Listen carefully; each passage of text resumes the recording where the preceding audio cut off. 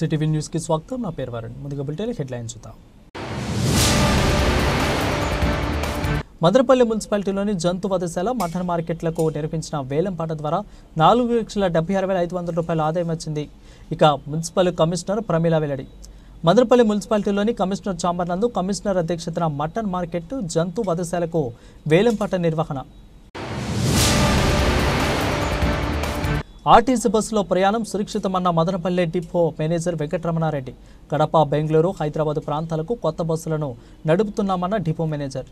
మదనపల్లి మున్సిపాలిటీలోని జంతు వధశాల mutton market ద్వారా వేలం ద్వారా ప్రభుత్వానికి 4,76,500 రూపాయలు ఆదాయం వచ్చిందని మున్సిపల్ కమిషనర్ ప్రమీల తెలిపారు. నేడు మదనపల్లి పురపాలక సంఘం కార్యాలయంలోని కమిషనర్ ఛాంబర్ నందు మాంసపు మార్కెట్ జంతు వధశాలకు వేలంపాట నిర్వహించారు. ఈ కార్యక్రమంలో మున్సిపల్ ఆర్ఓ, ఆర్ఐ పాల్గొన్నారు. ఈ సందర్భంగా కమిషనర్ ప్రమీల మాట్లాడుతూ దాదాపు 5 సంవత్సరాల తర్వాత వీటి వేలంపాట నిర్వహించడం జరిగిందని అన్నారు. 2018-19 ఆర్థిక సంవత్సరంలో వేలంపాట జరగక తిరిగి ఇప్పుడు ఈ వేలంపాట నిర్వహించడం జరిగిందని అన్నారు. ఈ వేలంపాటలో షేక్ సయ్యద్ పాషా మాంసం మార్కెట్ ను జంతు వధశాలను 2.9 లక్షల రూపాయలను దక్కించుకున్నారని చెప్పారు. ఇక వారపు సంత, దినసరి మార్కెట్, ఇక టౌన్ హాల్ కు సంబంధించిన వేలంపాటలకు ఎవరు రాకపోవడంతో వచ్చే వారానికి వాయిదా వేయడం జరిగిందని అన్నారు.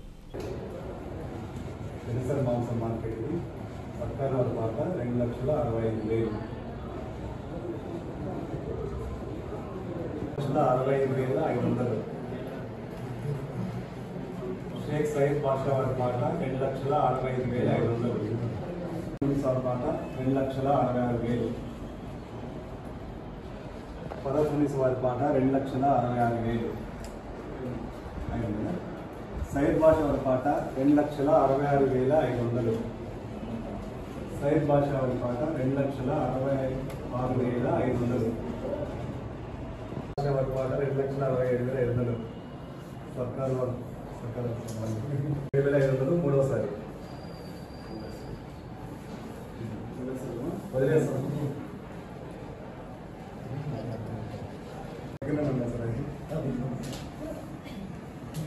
సయ్యద్ పాషా వారి పాట 2,09,000. సయ్యద్ పాషా వారి పాట 2,09,000. అందరికీ నమస్కారం. ఈరోజు మదనపల్లి మున్సిపాలిటీలో ఈ మార్కెట్స్కి సంబంధించి ఆక్షన్ కండక్ట్ చేయడం జరిగింది. దీనిలో స్లాటర్ హౌస్, అలాగే మీట్ మార్కెట్, దినసరి మాంసం మార్కెట్ ఏదైతే ఉందో దానికి ఆక్షన్ అనేది కండక్ట్ చేయడం జరిగింది. దీనిలో రెండింటికి కూడా ఇద్దరు పార్టిసిపేట్ చేశారు. దీనిలో సయ్యద్ బాషా గారు స్లాటర్ హౌస్కి, అలాగే దినసరి మాంసం మార్కెట్కి తెచ్చుబాటుదారుగా నిలవడం జరిగింది. దీన్ని గౌరవ కౌన్సిల్ దృష్టికి తీసుకువెళ్ళి అక్కడ కౌన్సిల్ నిర్ణయం మేరకు సక్సెస్ఫుల్ బిడ్డర్కి వర్క్ ఆర్డర్ అనేది ఇవ్వటం జరుగుతుంది. దాని తర్వాత వాళ్ళు 1/4/2025 నుంచి అంటే 25-26 ఫైనాన్షియల్ ఇయర్కి వాళ్ళు అమౌంట్ అనేది లీజ్ అమౌంట్ ఏదైతే ఉందో దాన్ని వసూలు చేసుకోవడం జరుగుతుంది.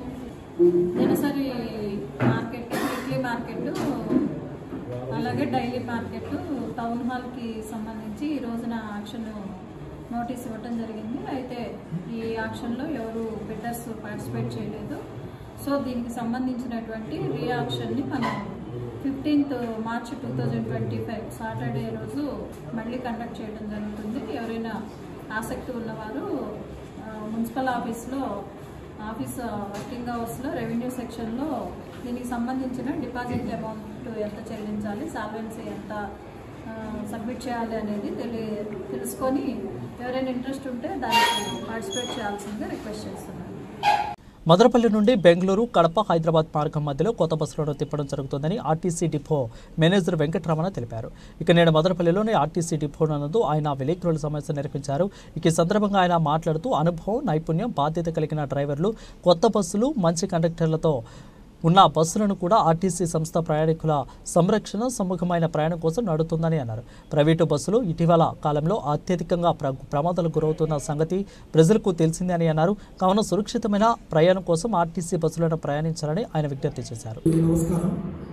మదనపల్లి వన్ డిపో మేనేజర్గా దాదాపు 3.5 yearగా మదనపల్లి వన్ డిపో అన్ని రంగాల్లో కూడా మొదటి స్థానం సాధించిన దానికి తోడ్పాటు అందించినటువంటి ప్రజలందరికీ కూడా పేరు పేరున ధన్యవాదాలు.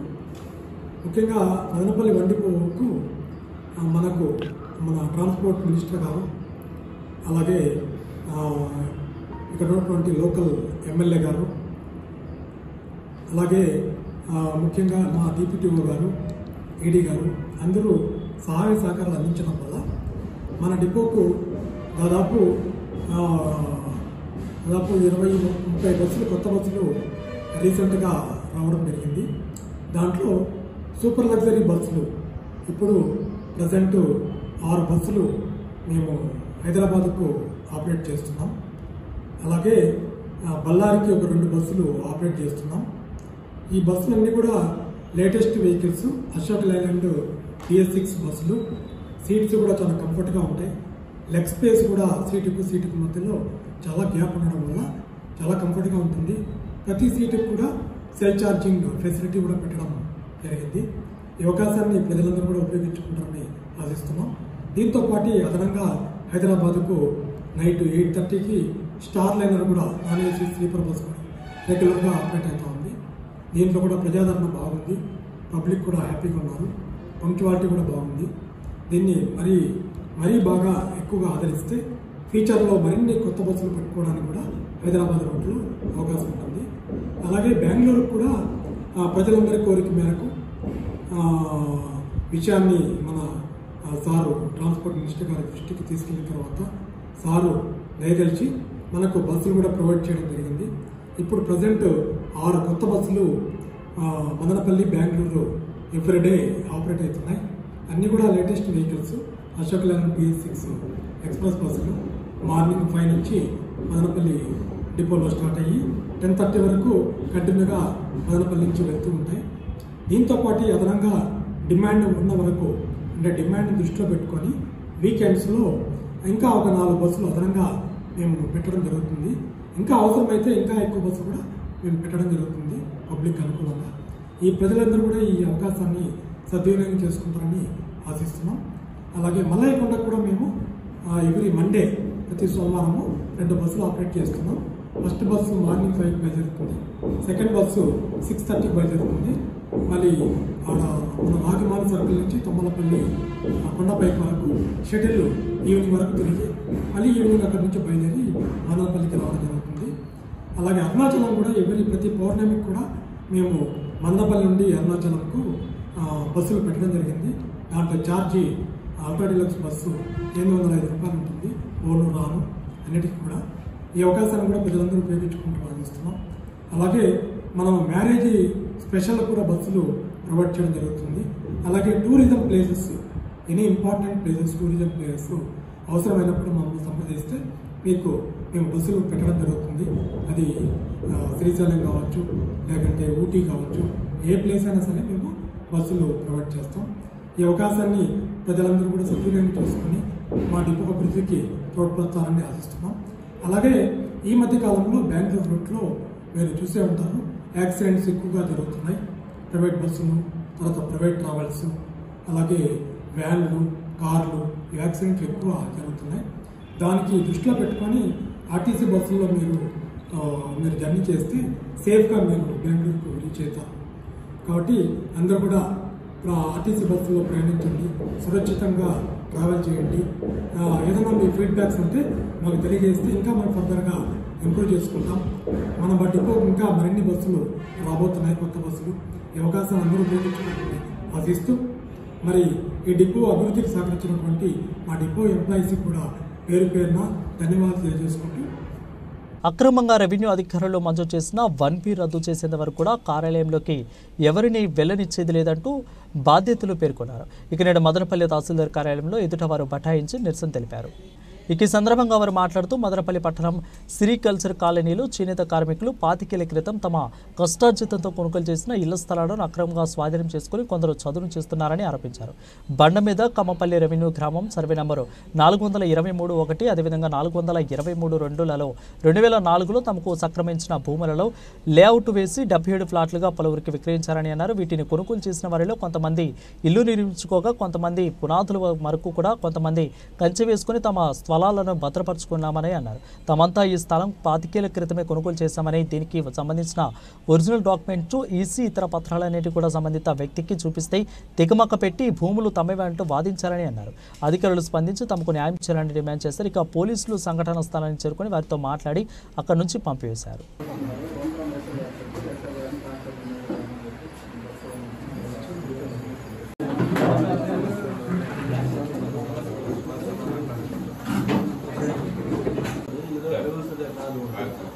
డైరెక్ట్గా కలవాలనేది కంపల్సరీ కాదు. మనం ఆఫీస్ వద్దకు డిస్టర్బ్ చేస్తే వాళ్ళు అక్కడ ఆపి పెట్టుంటే, ఆపి అంటే మనం వర్క్ ఉంటే ఆఫీస్ వచ్చేసి వెళ్ళిపోతుంది. కాబట్టి ఇక్కడ వచ్చి న్యూసెన్స్ చేసి అరుచుకుంటా అక్కడ మన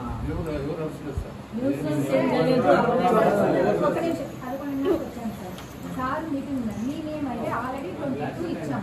దీని గురించి వారం తర్వాత సార్ రమ్మన్నారు. నిన్న ప్రజాదర్శనలో కలిసి మాట్లాడే వచ్చాం. చట్ట లెక్కలు కావాల్సిన సార్ లేదని ఇక్కడ మేము రాయచూడికి వెళ్తే ఇక్కడ పంపించాం అర్జెంట్. దాని గురించి 77 కుటుంబాల గురించి అడిగేకి వచ్చాం. ఓకేనా, లోపలికి వచ్చింది ఇద్దరినే. అతను ఏమన్నాడంటే మీటింగ్ చేద్దామని చేపట్టి బయట దొబ్బేశాడు నన్ను. ఐ డోంట్ బయట కూర్చున్నాం, ఇక్కడ బయట ఉంది సార్. ఆ సార్ చేపట్టి బయట ఆడవాళ్ళకి చేయాలి. మేము దొంగలు తెచ్చున్నాం అక్కడికి వచ్చి. మళ్ళీ రూల్స్ మాట్లాడితే ఇప్పుడు మీటింగ్ అయితే సరే మేము కాదన్నది. అందరూ బయట పడి ముందు కదా రిప్రజెంటేషన్ ఆయన మాట్లాడతాను కదా, మీరు అందరూ బయట మీరందరూ బయట స్పష్టంగా చెప్పారు. మీకు మాట్లాడటానికి చెప్తాను. మీకు బయటకు వచ్చి ఏం చెప్పారు నేనే చెప్పాను. గారు వీళ్ళు పోయాడు స్పష్టంగా చెప్పి వీళ్ళకి ఏం చెప్తున్నారో కూడా జిల్లా అంతా వినింది. కాబట్టి ఏం చెప్పారు ఇల్లు కట్టుకోమన్నారు సార్. మేమైతే ఇల్లు కట్టుకుంటున్నాం. మేము దానికి కూడా ఎవరు పాలు మా జాగాలు మేమైతే కట్టుకుంటున్నాం. అదైతే సార్ చెప్పింది ఫాలో చేస్తున్నాం.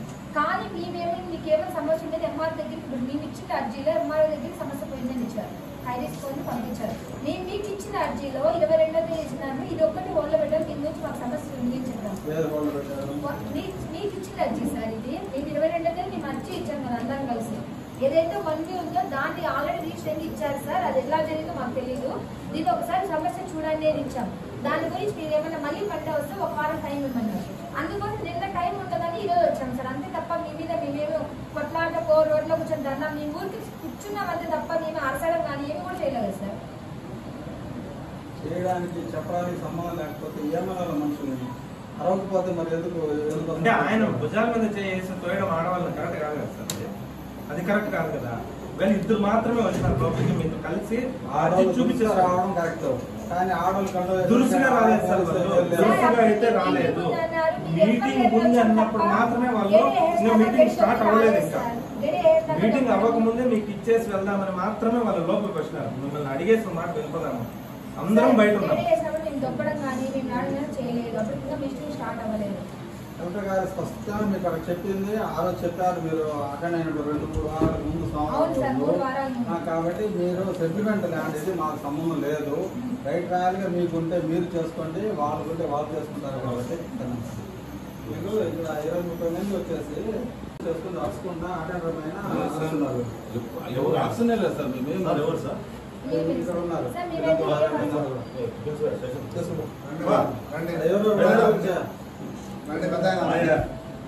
ప్రైవేట్ పట్టాల ఇష్యూ క్లియర్ గా కలెక్టర్ సార్ వాళ్ళు చెప్పేస్తారు. మీరు రైట్ వాళ్ళు చేసుకోండి. మళ్ళీ ఇష్యూ చేసుకొని తిరుగుతున్నారు.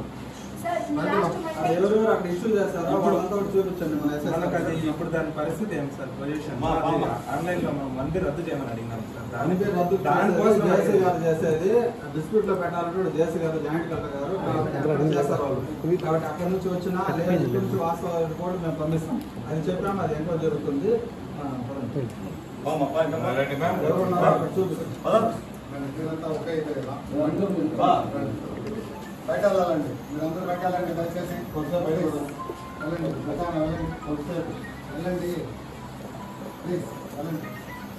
కాబట్టి పట్టాలలో ఇన్వాల్వ్ కావడానికి లేదు. రూల్స్ వరకు చేస్తానండి సార్. ఇప్పుడు వాళ్ళు మేము కొన్నాం కదా గతంలో.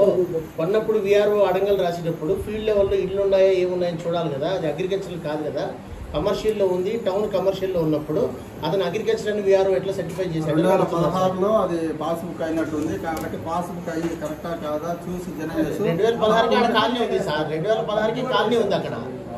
ఉన్నప్పుడు ప్రాబ్లం ఆడొస్తుందంటే మన కింది స్థాయి స్టాఫ్ ఏంటంటే వాళ్ళు ఇష్టారాజ్యంగా ఇది రాయడం వల్ల ఇబ్బందులు వస్తున్నాయి సార్. అతను ఫీల్డ్ లెవెల్లో వెళ్ళి ఎంక్వైరీ చేసి ఉంటే ఇక్కడ కాలనీ ఉన్నప్పుడు ఇది వ్యవసాయ భూమి కాదని రాయించు కదా సార్. అతను రాసిన దాని మీద 1B ఇచ్చారు, అతను రిజిస్టర్ చేసుకున్నాడు. ఇప్పుడు అతను తప్పు కాదు, అతను తప్పు కాదు, వాళ్ళు పేదోళ్ళు వాళ్ళు రోడ్డు పడ్డారు కదా.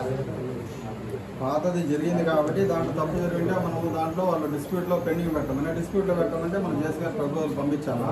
అది యాక్చువల్ రిపోర్ట్ ఇవ్వమన్నాము కాబట్టి మన రెవెన్యూ సైడ్ సర్వీస్ సైడ్ ఇద్దరు కూడా ఎంక్వైరీ చేస్తున్నారు. ఈ పార్టీలు అంటే వీళ్ళు ఏమి చెప్తారు, రికార్డు చూపిస్తారో వాళ్ళు ఏం చూస్తున్నారో ఏది కరెక్టో వాస్తవం కాదో చూసి దాని మీద రిపోర్ట్ పంపిస్తే ఫర్దర్ డైరెక్షన్స్ మన జాయింట్ కలుపుతారు. డిఆర్ ఆర్ఓ అప్పీల్ అంటే డిఆర్ గారు తీసుకుంటారు. దాంట్లో హోల్డ్ పెట్టాలి పెండింగ్ పెట్టాలంటే చేసిస్తారు. అది రిపోర్ట్ పంపిస్తారు. రిజిస్టర్ అయినప్పుడు ఆ భూమి మన దాంట్లో విస్తీర్ణం తగ్గిపోవాలి కదా సార్. రిజిస్ట్రేషన్ అయింది పొరపాటు వాళ్ళు చెప్పడం. రిజిస్ట్రేషన్ అయింది కూడా ఇండ్లు ఉన్నప్పుడు ఇంటి పట్టాలు ఉన్నప్పుడు అది వ్యవసాయ భూమిగా రిజిస్ట్రేషన్ అయింది కూడా పొరపాటు అని. ఆ రిజిస్ట్రేషన్ కూడా దాదాపు 2024 మొదట్లో జరిగిందని చెప్పారు. ఆ రిజిస్ట్రేషన్ కూడా పొరపాటు పైన కూడా వాళ్ళు ఆ రిజిస్ట్రేషన్ పైన కూడా కంప్లైంట్ ఇచ్చినారు. ఆ రిజిస్ట్రేషన్ కంప్లైంట్ అయితే వాళ్ళు చూస్తారు. నమస్కారం, నా పేరు నందిని. మేమందరం ఇక్కడ కూర్చోవడానికి మెయిన్ రీజన్ ఏమంటే మేము ఆల్రెడీ 22 రోజుల నుంచి దీనికోసం పోరాటం చేస్తున్నాము. 22 రోజుల నుంచి ఎంఆర్ఓకి అర్జీ ఇచ్చాము, అన్నమయ్య జిల్లాకి వెళ్ళి సబ్ కలెక్టర్ గారికి ఇచ్చాము, సబ్ కలెక్టర్కి ఇచ్చాము, తహసీల్దార్కి ఇచ్చాము, ఎమ్మెల్యేకి ఇచ్చాము. ప్రతి ఒక్కరికి మా అర్జీ అయితే ఇచ్చాము తప్ప మాకు ఎటువంటి రెస్పాన్స్ రాలేదు. ఈ చేనేత కార్మికుల వల్ల ఏమి కావాలి అనేది ఆలస్యంగా తీసుకుంటున్నారో, ఈ ప్రజలకు ఏం న్యాయం చేయాలని వీళ్ళు ఏం చేసినా మాకైతే అర్థం కాలేదు. మేము డబ్బులు పెట్టి కొనుక్కోండి జాగా, ఇది ఎలాంటి చుక్కల భూమి కానీ పరంపోగి భూమి కాదండి. మేము డబ్బులు కట్టి మా సొంత డబ్బులతో తిని కూడక బిడ్డలను వదిలేసి ఏదో సంపాదించిన డబ్బులతో కొనిండే జాగా మాకు లేకుండా చేస్తున్నారు. ఈ రోజు మేము పిల్లలందరినీ వదిలేసి సంసారాలు వదిలేసి ఈ రోడ్లు పడడానికి మెయిన్ రీజన్ ఏమంటే మా జాగా మాకు కావాలా, మేము ఇల్లు కట్టుకునేకి మా జాగా మాకు ఇప్పిల్లని అర్జీ పెట్టాము. దానికి ఎటువంటి రెస్పాన్స్ లేదు. వచ్చి అడిగితే బయటకు మీటింగ్లు ఉన్నాయి ఇవి ఉన్నాయని మనం బయటకు దొబ్బడం జరిగింది. మాకు ఏదైతే ఉన్నాయో అంటే ఆల్రెడీ అగ్రికల్చర్లో రిజిస్టర్ అయిన భూమిని అగ్రికల్చర్గా మార్చారో ఆ 1B అనేది రద్దు చేయాలని మేమందరం ఇక్కడ కూర్చోవడం జరిగింది. దీని సమస్య తీరేందాక ఇక్కడ నుంచి లేసే ప్రసక్తి అయితే లేదు. టీబీ వ్యాధి లేని సమాజ నిర్మాణం అవగాహనతోనే సాధ్యమని ఆరోగ్య విద్యాధికారి మహమ్మద్ రఫీ, టీబీ పర్యవేక్షకులు ప్రభాకర్ అన్నారు. నేడు టీబీ వ్యాధి అవగాహన మాసోత్సవాలలో భాగంగా మదనపల్లి పట్టణంలోని గౌతమి ఉన్నత పాఠశాలలో మరియు హోప్ ప్రభుత్వ ఉన్నత పాఠశాలలో విద్యార్థులకు అవగాహన కల్పించారు. ఈ కార్యక్రమంలో ప్రధానోపాధ్యాయులు లక్ష్మీనారాయణ, విజయలక్ష్మి, టీబీ విభాగం సిబ్బంది శాంతి, వనజకుమారి, సుశీల, తరుణ్ మరియు ఆరోగ్య సిబ్బంది నర్సమ్మ, అదేవిధంగా మమత, ధనలక్ష్మి, ఉపాధ్యాయులు బృందం, ఉపాధ్యాయులు, విద్యార్థులు ఈ సందర్భంగా పాల్గొన్నారు. ఈ సందర్భంగా ఆరోగ్య వైద్యాధికారి మహమ్మద్ రఫీ మాట్లాడుతూ 2 వారాలకు పైబడి దగ్గు, రోజు జ్వరం, పూట జ్వరం రావడంతో ఛాతీలో నొప్పి, గస, ఆయాసం, నీరసం, బరువు తగ్గడం, ఆకలి లేకపోవడం, గల్లు పగలటం, అదేవిధంగా రక్తం చుక్కలు గల్లలో కనిపించడం వంటి లక్షణాలు ఉంటే టీబీ వ్యాధి అని అవమానించి ఆశా కార్యకర్తలకు సంప్రదించి ప్రభుత్వ ఆసుపత్రిలో గల్ల పరీక్షలు చేయించుకోవాలని అన్నారు. టీబీ వ్యాధి ఒకరి నుంచి మరొకరికి నోటి తుంపర్ల ద్వారా వ్యాపిస్తుందని అన్నారు. ఒకవేళ వ్యాధి ఉందనే నిర్ధారణ 6 నెలల మందులు డాట్స్ ఆధ్వర్యంలో తినాలని, అదేవిధంగా చికిత్స కాలం రోగికి ప్రధానమంత్రి పోషణ అభియాన్ పథకం కింద 1000 రూపాయల వారి ఖాతాలో జమ చేయడం జరుగుతుందని అన్నారు.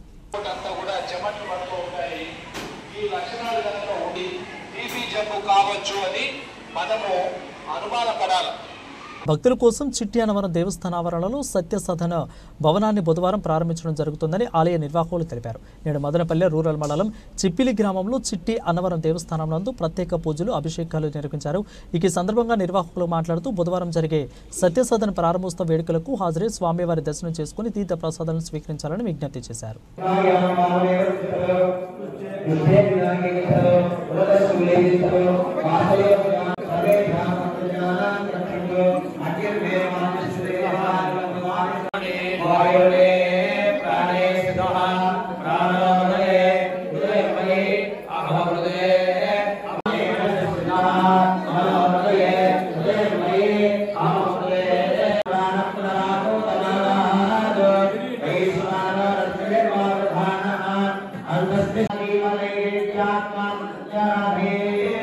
आराध्यात्मा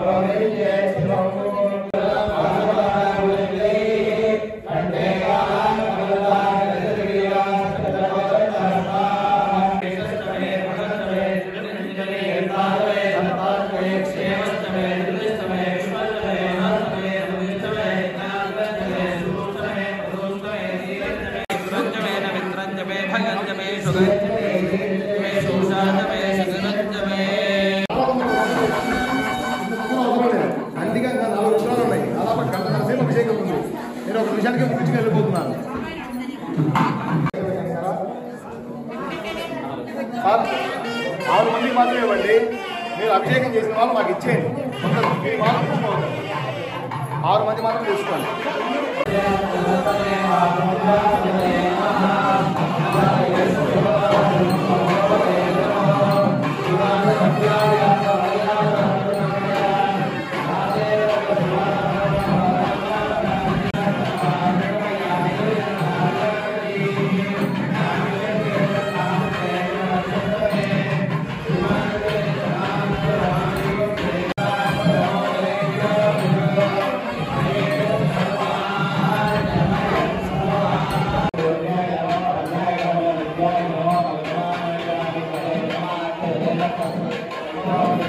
గురుభ్యో నమః.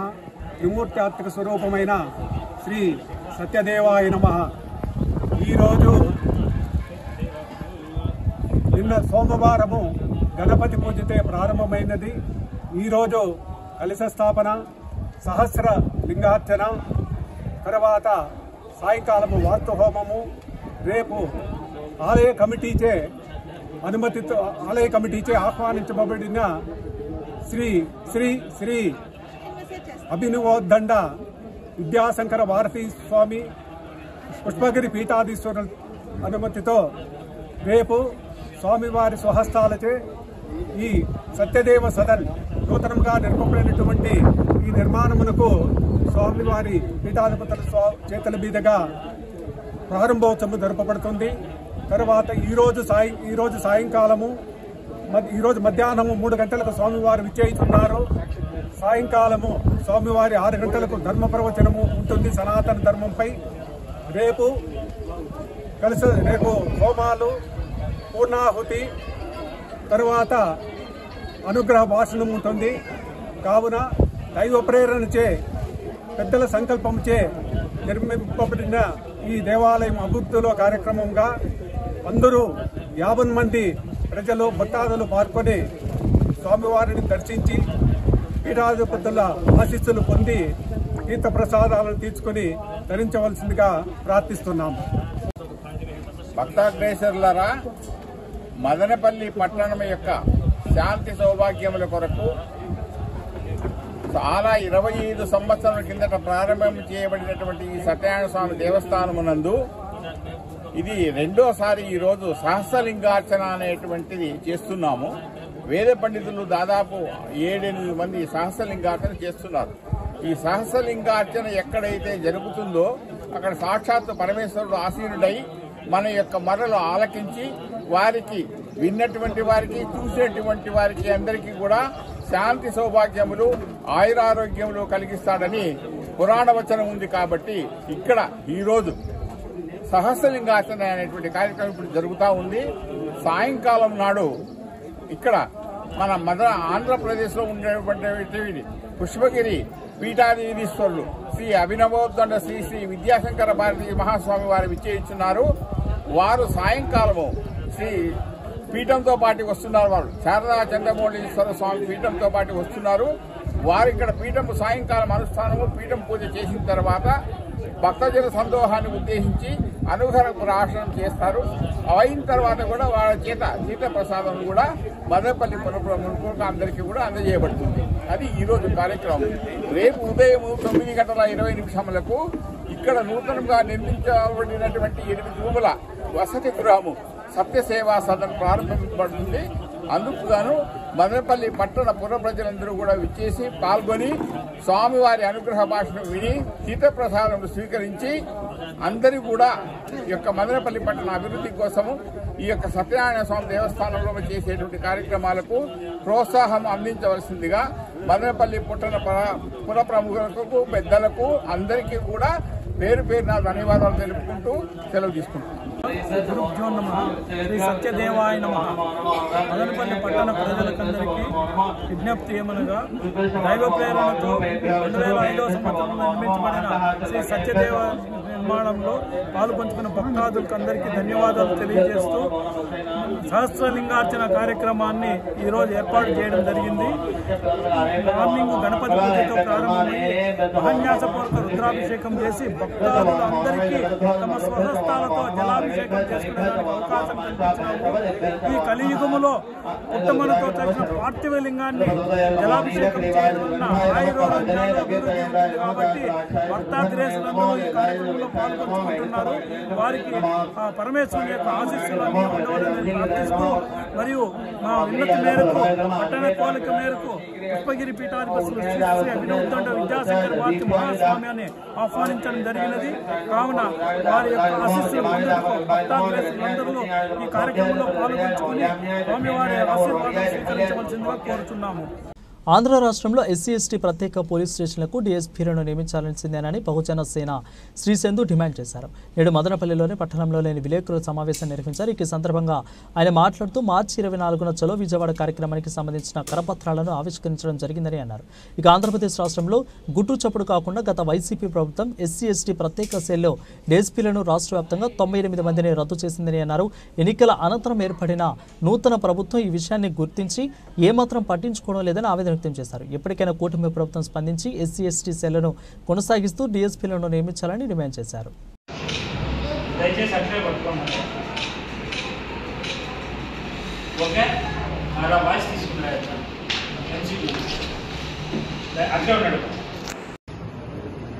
బహుజన సేన ఆధ్వర్యంలో ఈ నెల 24వ తేదీన జరగబోవు చలో విజయవాడ కార్యక్రమాన్ని బహుజనులందరూ విజయవంతం చేయవలసిందిగా కోరుకుంటున్నాను.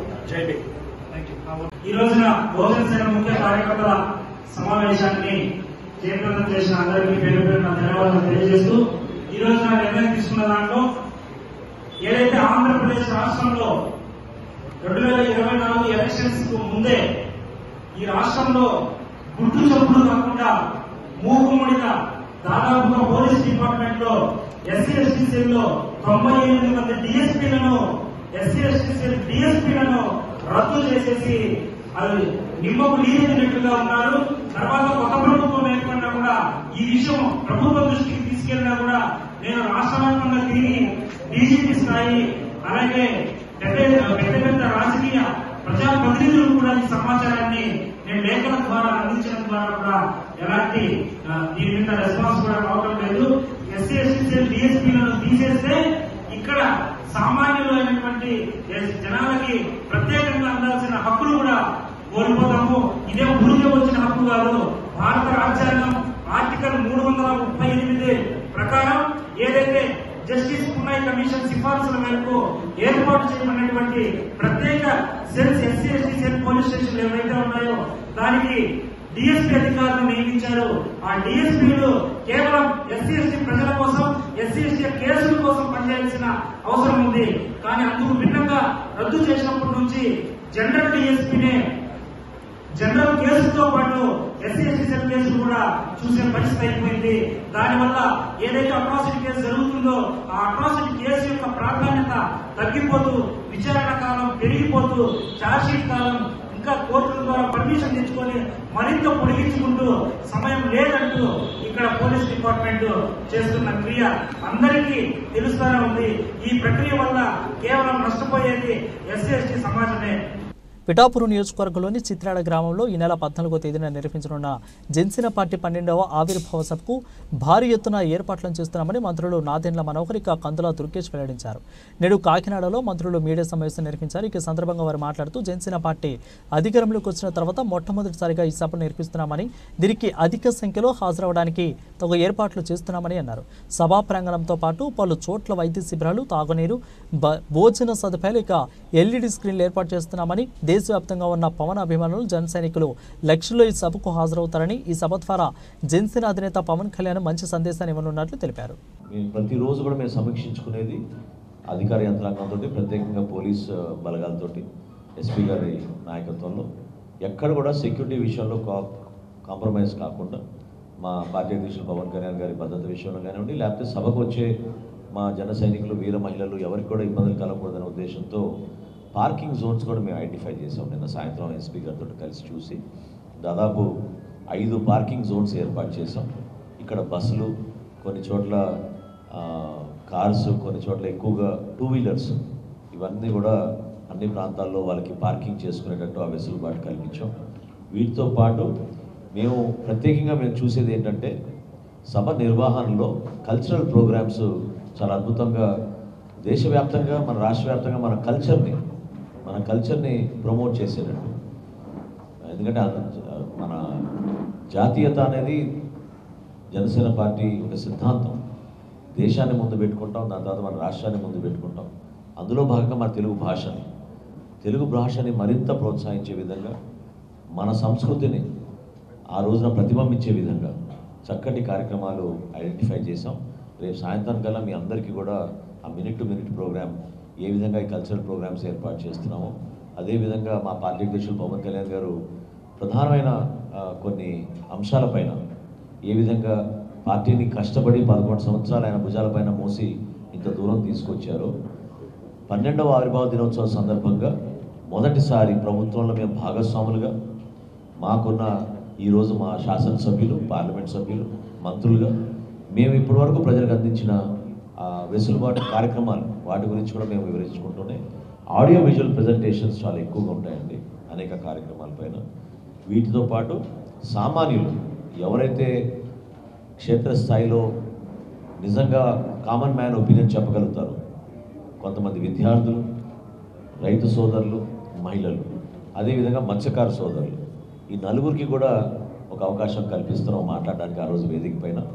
వీళ్ళందరినీ కూడా ఆ రోజు ఇన్వైట్ చేసి ఒక అద్భుతమైన కార్యక్రమం చిత్రాడలో, ప్రత్యేకంగా పిఠాపురం నియోజకవర్గంలో ఒక పునరంకితం అవడానికి కోసమే కాకుండా మనస్ఫూర్తిగా మా నాయకులకి, మా కార్యకర్తలకి, ఎవరైతే ఇన్ని సంవత్సరాలు మాతో పాటు ప్రయాణం చేశారో, ఈ విజయం సాధించడంలో వాళ్ళ పాత్ర ఎంత ముఖ్యమైందో వాళ్ళకి మరొకసారి మా కృతజ్ఞతలు తెలుపుకోవడానికి కోసం, పిఠాపురం ప్రజలు కూడా కృతజ్ఞతలు తెలుపుకోవడానికి కోసం ఈ సభను ఏర్పాటు చేశాం.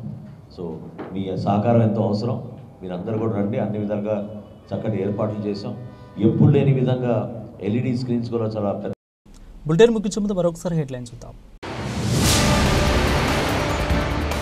మదనపల్లి మున్సిపాలిటీలోని జంతు వధశాల, మటన్ మార్కెట్లకు నిర్వహించిన వేలంపాట ద్వారా 4,76,500 రూపాయల ఆదాయం వచ్చింది. ఇక మున్సిపల్ కమిషనర్ ప్రమీల వెల్లడి. మదనపల్లి మున్సిపాలిటీలోని కమిషనర్ ఛాంబర్ నందు కమిషనర్ అధ్యక్షతన మటన్ మార్కెట్, జంతు వధశాలకు వేలంపాట నిర్వహణ. ఆర్టీసీ బస్సులో ప్రయాణం సురక్షితమన్న మదనపల్లె డిపో మేనేజర్ వెంకటరమణారెడ్డి. కడప, బెంగళూరు, హైదరాబాద్ ప్రాంతాలకు కొత్త బస్సులను నడుపుతున్నామన్న డిపో మేనేజర్. ఇవి ఇప్పటివరకు బులెటిన్ అప్డేట్స్. మరిన్ని అప్డేట్స్ కోసం చూస్తూనే ఉండండి ఎంసీటీవీ న్యూస్.